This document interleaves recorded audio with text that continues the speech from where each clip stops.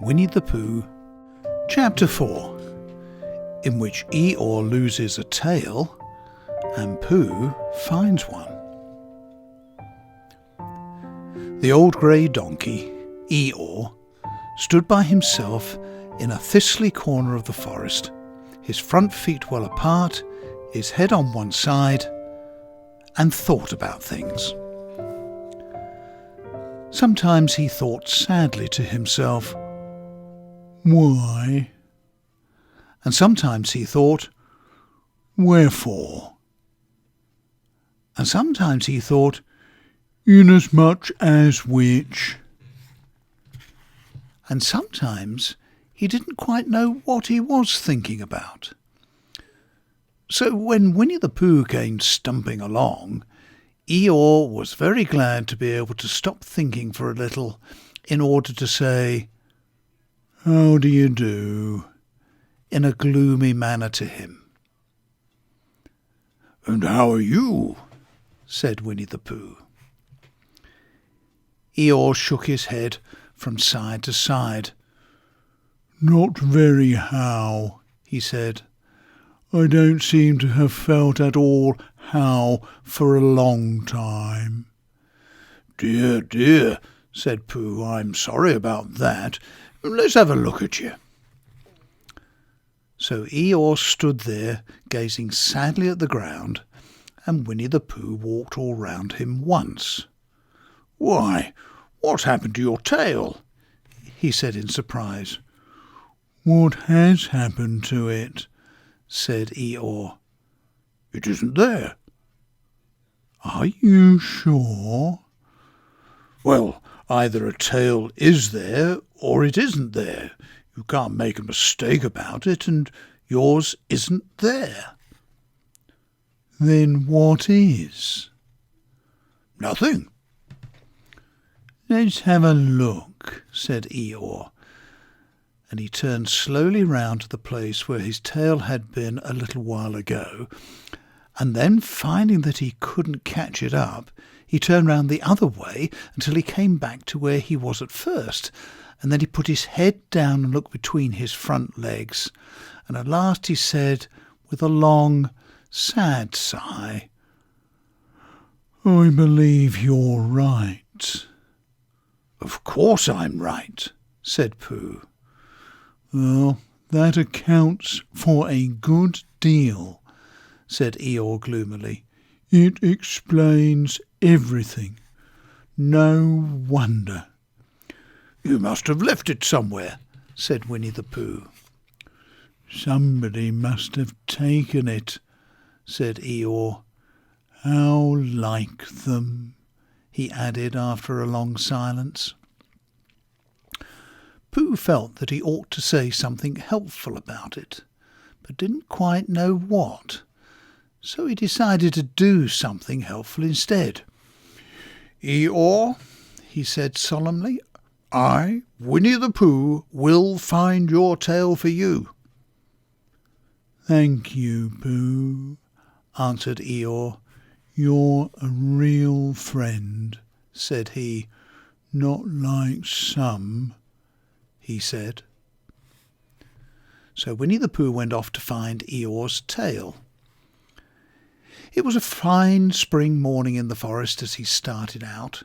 Little soft clouds played happily in a blue sky, skipping from time to time in front of the sun as if they had come to put it out, and then sliding away suddenly so that the next might have his turn.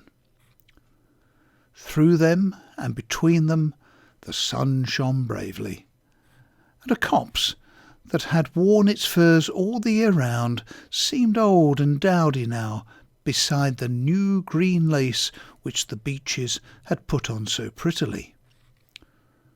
Through copse and spinney marched Bear, down some slopes of gorse and heather, over rocky beds of streams, up steep banks of sandstone, into the heather again, and so at last, tired and hungry, to the 100-acre wood.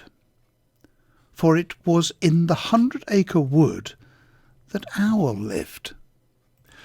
"And if anyone knows anything about anything," said Bear to himself. "It's Owl who knows something about something," he said.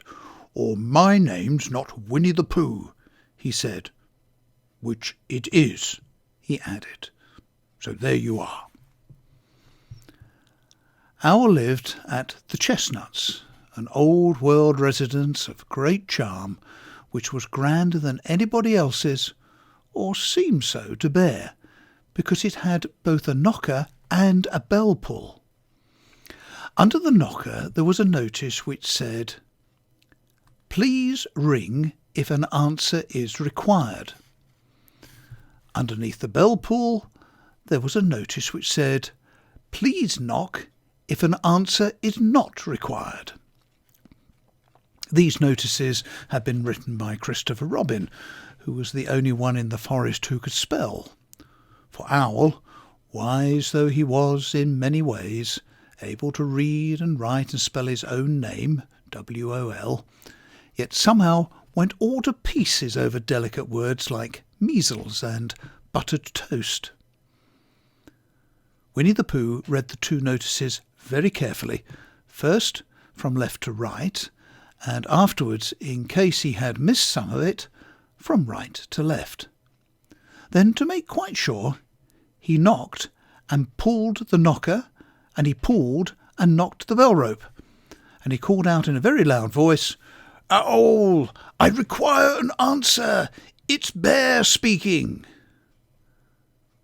And the door opened, and Owl looked out. "Hello, Pooh," he said. "How's things?"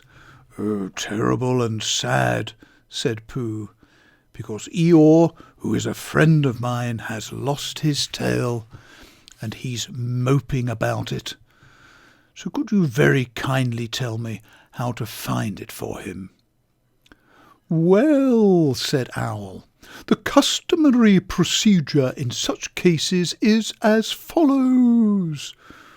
"What does customary proceed cake mean?" said Pooh, "for I am a bear of very little brain, and long words bother me." "It means the thing to do." "Oh, as long as it means that, I don't mind," said Pooh humbly. "The thing to do is as follows. First, issue a reward. Then—" "Just a moment," said Pooh, holding up his paw. "What do we do to this? What were you saying? You sneezed just as you were going to tell me." "I didn't sneeze." "Yes, you did, Owl." "Excuse me, Pooh. I didn't. You can't sneeze without knowing it." "Well, you can't know it without something having been sneezed." "What I said was, first issue a reward." "Oh, you're doing it again," said Pooh sadly. "A reward," said Owl very loudly. "We write a notice to say that we will give a large something to anybody who finds Eeyore's tail." I see," said Pooh, nodding his head. "Talking about large somethings," he went on dreamily, "I generally have a small something about this time in the morning," and he looked wistfully at the cupboard in the corner of Owl's parlour. "Just a mouthful of condensed milk or what not, with perhaps a lick of honey." "Well then," said Owl, "we write out this notice and we put it up all over the forest." "A lick of honey," murmured Bear to himself, or not, as the case may be." And he gave a deep sigh, and tried very hard to listen to what Owl was saying. But Owl went on and on, using longer and longer words, until at last he came back to where he started, and he explained that the person to write out this notice was Christopher Robin. It was who wrote the ones on my front door for me. Did you see them, Pooh?"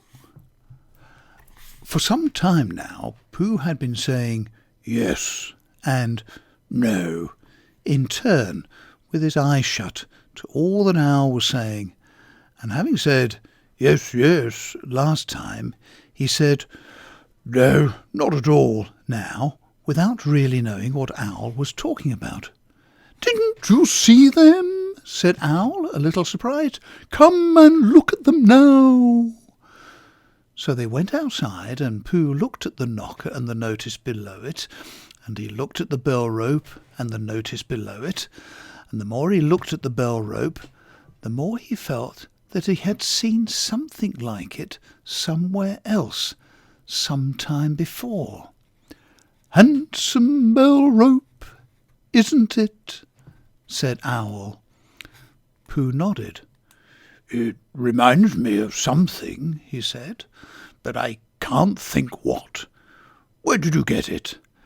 "I just came across it in the forest. It was hanging over a bush, and I thought at first somebody lived there, so I rang it, and nothing happened, and then I rang it again very loudly, and it came off in my hand, and as nobody seemed to want it, I took it home, and—" "Owl," said Pooh solemnly, "you made a mistake. Somebody did want it." "Who?" "Eeyore, my dear friend Eeyore. He was fond of it." "Fond of it?" "Attached to it," said Winnie the Pooh sadly. So with these words he unhooked it and carried it back to Eeyore, and when Christopher Robin had nailed it on in its right place again, Eeyore frisked about the forest, waving his tail so happily that Winnie the Pooh came over all funny and had to hurry home for a little snack of something to sustain him.